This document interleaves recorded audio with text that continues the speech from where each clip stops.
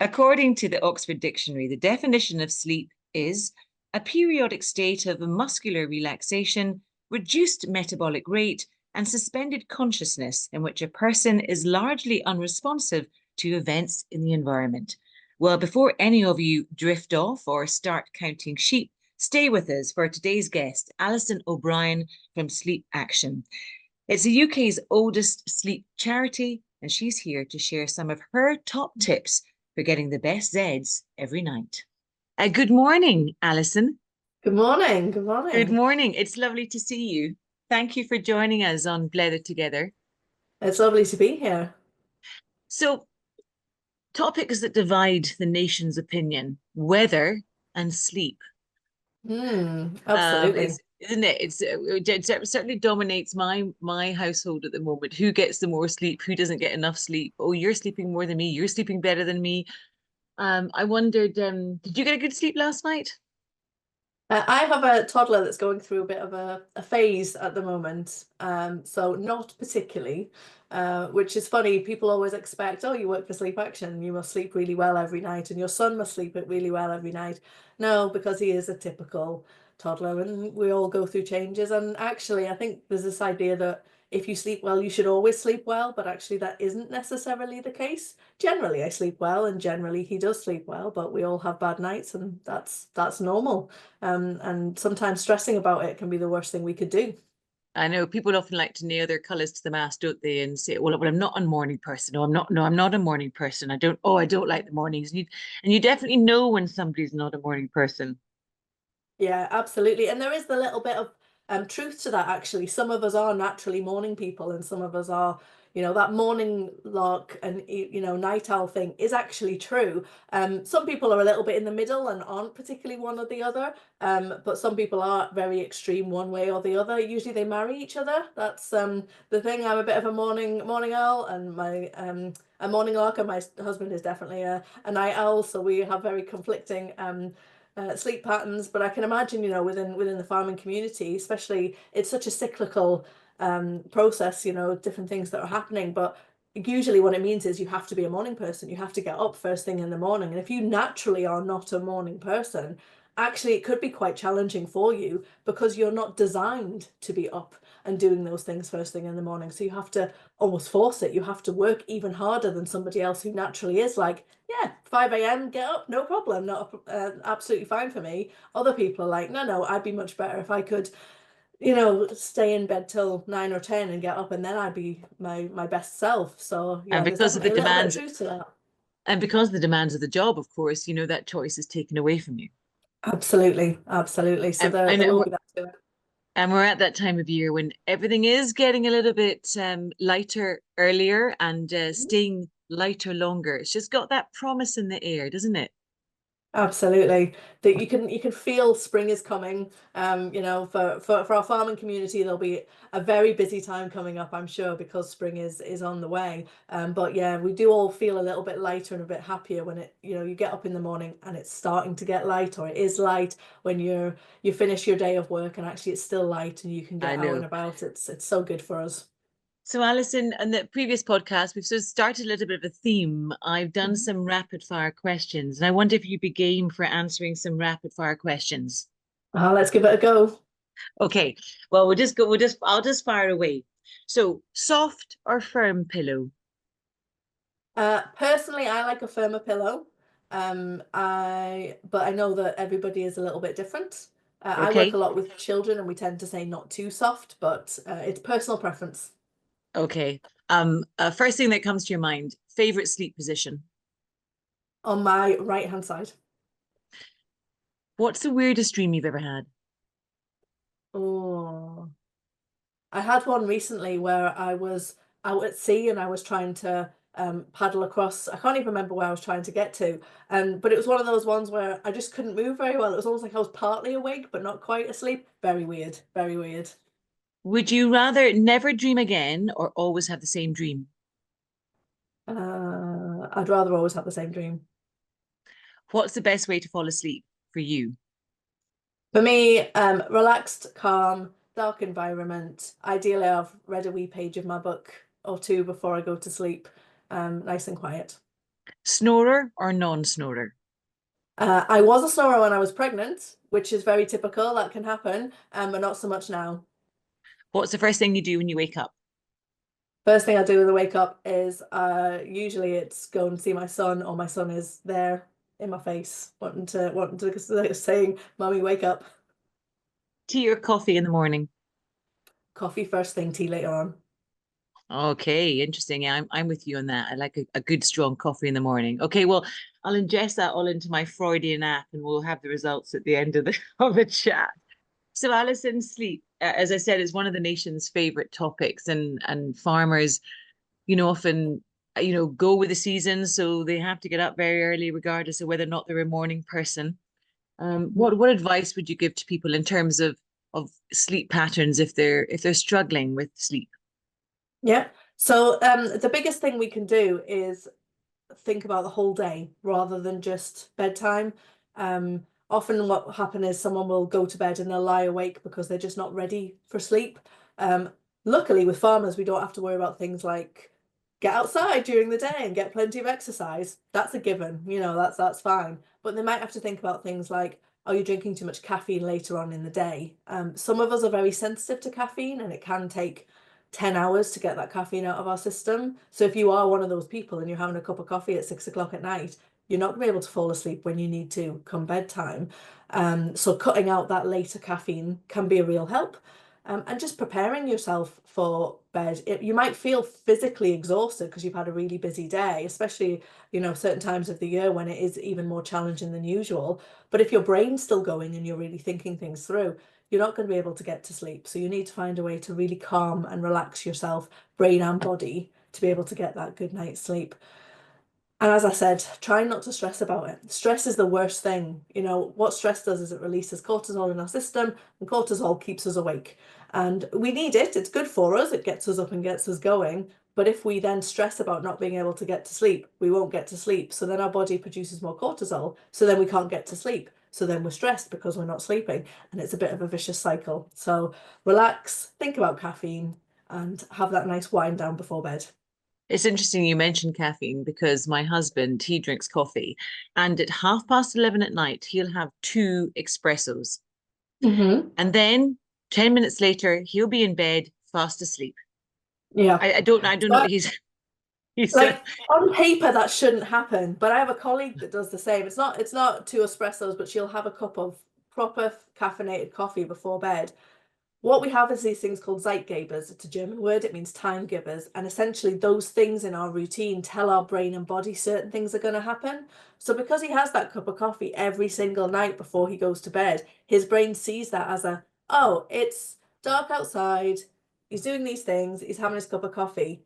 It's sleep time. I should go to sleep. So there'll be a certain element of the habit of doing that probably is helping him get to sleep. The only thing he might find, especially as he gets older, is he then has to get up to go to the toilet in the middle of the night. So he might have to think about how much of that he's having. But for most people, we say don't do that. It's not a good idea.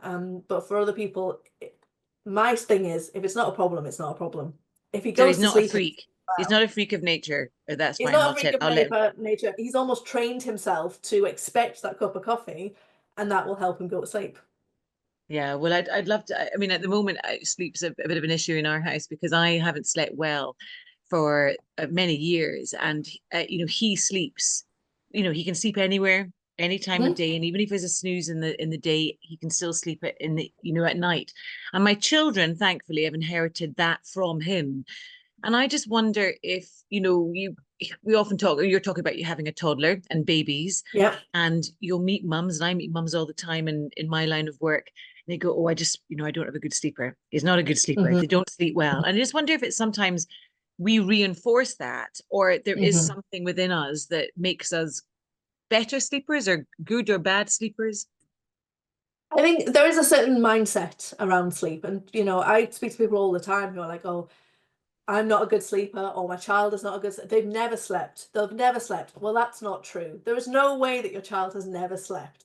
But we do get into this mindset of absolutely they don't. Some people do naturally sleep more easily than others, and some people need to reinforce that that routine and really get certain things in place so that they are able to sleep a little bit better. But it definitely comes to a thing of, if you get the idea in your head that you don't sleep well, then you won't sleep well. And it's a self-fulfilling prophecy that, okay, then, well, you're not going to sleep particularly well. And your brain and body is like, well, I just don't do this. So you stay alert, and it keeps that cortisol going. It keeps you awake. But some people do have to work harder at it than others. It is just because we're all different, we're all unique. And I'm thinking about the impact that, sleep or lack of it has Mm, on your day. When you wake up and you've had a bad night's sleep, in any job, it can be a bit of a yeah. challenge to work effectively. And I suppose in farming, other factors come into play. If you're on your own, you've had a bad night's sleep, the responsibility is all yours. It can probably have quite a detrimental effect on one's day. Absolutely. I think one bad sleep here and there, we can all cope, and actually almost thinking it's worse than it is. Usually you'll have a really bad night's sleep and think, oh God, it's going to be an awful day. And then you get to the day and you're like, actually, it's not as bad as I thought it was going to be. But when it's persistent bad sleeping, then you're thinking about, you're more likely to be grouchy. If you're on your own, that can be really challenging. You're more likely to experience things like intrusive thoughts if you're not sleeping well consistently. There can be safety implications. Obviously, farmers using machinery, their focus and concentration slips, and they could have an accident because they've not been sleeping particularly well. Everything that our brain and body does while we're sleeping, it's repairing, it's renewing, it's making sure that we are working to the best of our ability. So obviously prioritizing your sleep is important, and obviously I would say that as a representative from Sleep Action, but it really is. We cannot be the best person we are if we're not sleeping well consistently. As I say, the odd bad night's sleep is not the end of the world, but we really should be. It's as important as eating well, as getting exercise. If you're not getting good sleep, actually it almost negates doing anything else for your health and well-being, because it's so essential to everything. Is there a trick formula for combating daytime fatigue? Daytime fatigue, often it's thinking about, well, how much sleep am I getting at nighttime? Am I getting good quality sleep? You mentioned snoring. Snoring actually is really bad for our sleep. Some people will say, oh yes, my other half sleeps for 9 hours and they snore really, really loud. Well, they're probably not getting good quality sleep, because what snoring does is it stops us getting those deep stages of sleep, which is when we do a lot of our repair and our renewal. As we get older, we're more likely to snore, which means we're more likely to have that poor quality sleep. So it's something to always consider. I can see you putting your hand to your mouth, having this Yes, moment, this light bulb moment. it's really funny because a small memory is coming to mind. I was away last week with a girlfriend. We happened to be sharing a bedroom, and I haven't slept well for a long time, so I tend to have tools that I'll implement if I wake up in the night. Like I'll read, I'll try and have a bit of a walk around and stuff. But we were sharing a bedroom, and she was snoring. I won't name names, but it was quite off-putting. So I actually took a couple of voice memos of her in the morning so I could play them back to her. And she wasn't very happy about the fact, tongue in cheek, I was playing her these voice memos of Mm. her snoring. And it was a sort of body and mind retreat that I was on last week. So it was all about really sort of bit of navel gazing of our sort of our habits, etc. Anyway, fast forward a couple of nights, and she then took voice memos of me snoring. And I was sort of quite proud of it because it meant that I thought I was like, I'm really in a deep sleep there. I'm out of it. I'm snoring. By the way, we are best friends. Yeah, yeah. So it's allowed. It's Having okay. that. But I thought, oh great, I'm snoring. I'm really in a deep sleep. This is having a really positive impact on me. No, it's never good for us. Snoring is not good. We won't be getting good quality sleep. We won't be getting that repair and renewal. People who snore are more likely to have chest infections, colds. It can also be a symptom of something quite serious called sleep apnea, which I think is becoming more and more recognized. But actually, for years and years, it was almost just dismissed. But essentially, what happens with sleep apnea, with snoring, what's happening is your oxygen intake is reduced, and you've got this vibration and obviously the loud noise. With sleep apnea, you actually stop breathing. And this can happen multiple tens of times during the night. And that can have a real serious implication on your health and well-being. Long term, it can lead to things like strokes, heart attacks. So we obviously think people should be thinking about this. Well, is there something that's leading to this, causing me to snore? age, unfortunately, we're more likely to snore. As we get a bit older, we put on a bit more weight. Everything just isn't as tight and firm as it is around your palate when you were young, just naturally. So you're more likely to snore. But with sleep apnea, sometimes I know my dad's got sleep apnea and he thinks he's had it since he was about 18, and he was always dismissed of, you just a snorer, it's nothing. And he's like, but I feel rubbish, I'm unwell, I'm always catching every bug that's going round. It's really affecting my health and well-being. And eventually in his 50s, he got diagnosed with sleep apnea. He's getting treatment for it. And he's like, I'm a completely different person. And I didn't realize how awful it was until I got this treatment. So And yeah, it's yeah, really and sleep important that sleep people do. quality is so personal, isn't it? It's such a Yeah, personal thing. I'm it thinking really about, is. yeah, back in the day, many years ago, a long time ago, I suppose in, communities would have risen with the sunrise and Mhm. stopped with the sunset. And I suppose we're different beasts now, aren't we? Yeah, we've become definitely a bit more sort of 24-hour. We're expected to be contactable at any point. We're supposed to be able to fit in work and school and time with family, time with friends. Even in the busiest time and the busiest seasons for farmers, they've often got families as well. So they're also wanting to spend time with their children. They want, you need to do things around the house. You've got all this other stuff going on. We are expected to do an awful lot that at one time it just wouldn't happen. And we also probably would have had more of a community around us to share the load a little bit more. Whereas I know families I've worked in sort of rural communities, often they don't necessarily have somebody nearby. They don't necessarily have family who can help with childcare, who can help with keeping on top of everything. So we're trying to do so much more, but we've only got the same number of hours we've only ever had. You just talked about obviously the sort of challenges of people, having so much on their plate, and farmers are, part of that as well, and sleep apnea. And when people suffer from, bad sleep, what would you advise them to do? I mean, can they see, Um, as in, can they, rather than sort of try and, relieve the stress and think about, not think about it when they go to bed? Is it, can they get professional help? Yeah, so for snoring and sleep apnea, I would always recommend. I probably won't be very popular for saying this because I'm aware of the demand on NHS services, but I would always recommend speaking to your GP, especially if somebody tells you that when you're snoring, you go very quiet and there's maybe a snort, because that's often the sign of sleep apnea. You could probably, do a search for a video of somebody with sleep apnea, and listen to what it sounds like, because that's how we knew my dad had it, because I was like, yeah, I heard a video and I was like, that's what he sounds like. Um, I would always recommend getting it checked out because it isn't something you can necessarily just fix on your own. You probably do need some assistance. If you're having issues with your sleep that's not to do with snoring, but as you say, struggling to get to sleep, maybe waking in the night, if it's not something that's sort of a medical need, there is an app called Sleepio, which is NHS approved, was developed by a team down in Oxford. We've worked with members of the team in the past, and it's a really good app for people who find those kind of things useful, and it just helps pick up. You keep a bit of a log of what your sleep's like, and it can help you with suggestions for things you might be able to do. People often describe themselves as they might say, oh, I'm a light sleeper, I'm a heavy sleeper. Is that Yeah. such a thing?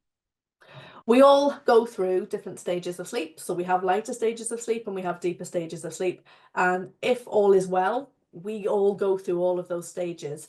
I know one of the big things I get asked about is, those fitness trackers, and you can monitor your sleep. And it says that I only got an hour of deep sleep last night. It doesn't know. There is no way that fitness tracker knows how much deep sleep you had. It's kind of guesstimating based on your movement. The only way to know how much of each individual stage of sleep you have is to have monitors on your head that are actually measuring your brain. That's the only way to know how much of each They're stage you complete have. gimmicks. We've all been It's, sold complete of- gimmicks. they're good as a general overview of like, okay, it thinks I had about 7 hours of sleep last night. That's good. Let's keep an eye on that. Or actually, it's pretty sure I only had about 4. We know that's not enough. I really need to do something about it. But people do get very obsessed with, oh, I need more deep sleep. And it's like, well, you will get as much deep sleep as you need because that's what you're designed to do. As long as you're giving your body and your brain the time in bed to get as much sleep as you need, you will get the different stages that you need. The problem with lighter sleep is we're more likely to be woken up from it. So if We haven't got particularly good curtains and it's very light outside. We've got noisy animals who are maybe waking us up. We've got lots of children who like to come in at 3 in the morning and say, Mummy, Mummy, Mummy, wake up. I want to watch something on the TV. I want some breakfast, whatever it is. Then we'll be like, oh yes, it's because I'm such a light sleeper. It's just light stages of sleep wake you up. We How many also will hours? naturally. I was going to ask, how many hours of sleep should a person really get? So for adults, you're looking between 7 to 8 is the ideal. Some people can probably cope with 6. Some people might even need more. They might need closer to 9. I think at one point we were very prescriptive about, you'll have heard, oh, adults should get 7 hours of sleep. That was a very prescriptive amount. But what recent research has told us is actually we're all individual. So some of us need more sleep than others. There's even some research I've seen recently that suggests that women need more sleep than men. So actually, And with you and and I with might need 8, but our husbands might only need 7, and that's just. and the rule of thumb is how many hours before midnight? Um, it depends on if you're a morning person or an evening person, because I ideally would be asleep by 10 o'clock, whereas my husband is much much closer to midnight. And he would, if he was allowed to sleep through in the morning, that's when he would go to sleep. It very much depends on when you have to get up, rather than worrying about before and after midnight. So in terms of me asking you the sort of quick fire questions at the beginning, what would be your top tips to people? So my top tips for people are look at when you need to get up and give yourself that time to sleep, but actually focus more on rest than sleep. If you start focusing on, oh, I need to be sleeping, if you start clock watching, oh, I've got to get up in 4 hours, I've got to get up in 3 hours, you're not going to sleep well. Focus on rest rather than sleep. If you struggle to get to sleep, or you wake up during the night, we all wake up during the night, absolutely normal. We're all Neanderthals at the end of the day. We wake up, we're just checking nothing's wandered into the cave to eat us. Okay, we're fine, we go back to sleep. But if something's different in the room, we'll wake up properly. So, oh, actually, I need the toilet. Okay, then I've woken up, I've got to go to the toilet. Actually, I haven't shut my curtains properly and it's light outside. Okay, I've woken up properly. It might just be a natural awakening. What we need is a way to get back to sleep, switch our minds off. So a good relaxation technique or a good distraction technique, just to stop yourself thinking about, oh, I need to get up in 3 hours and I need to do this and this and this, and then I've got to get the kids ready for this, and we mustn't forget that, we've got that doctor's appointment tomorrow and da da da da. Trying to switch off as much as possible. But the biggest tip, the number one thing is you need a wind down time before bed. It takes about an hour for our cortisol levels, which is our stress hormone, to dip, and then our melatonin, which is our sleepy hormone, to rise. And then in that hour, what we want to do is get our brain and body ready for sleep. So we want to switch off all our screens.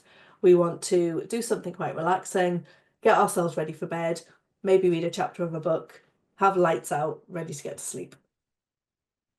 So it's all just about that sort of calming effect, isn't it? Yeah. Yeah. Yeah. Exercise.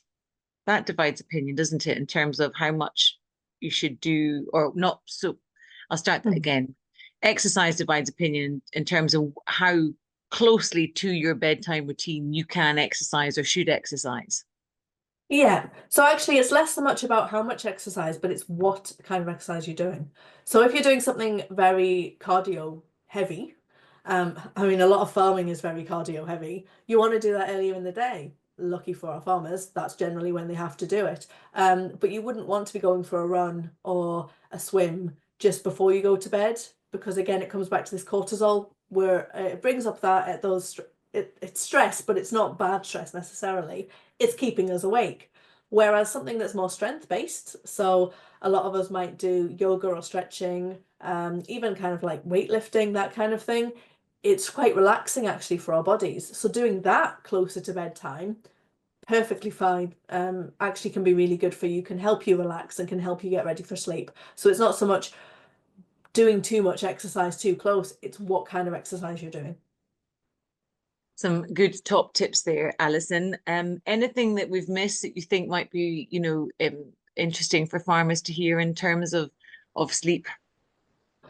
I think there'll be certain times of year when they're particularly busy with, for example, lambing season. they're not going to get as much sleep because there's so much to do. And it's not like the lambs can just wait for till tomorrow. Like if stuff's got to get done, it's got to get done. If you have a period like that where you're not sleeping particularly well because there's so much going on, and then you have a period where it's maybe you're able to focus on your sleep a little bit more, don't expect your sleep just to be absolutely fine straight away. It might take a little bit of time for that wind down hour to start to have an effect, for those relaxation techniques to start to have an effect.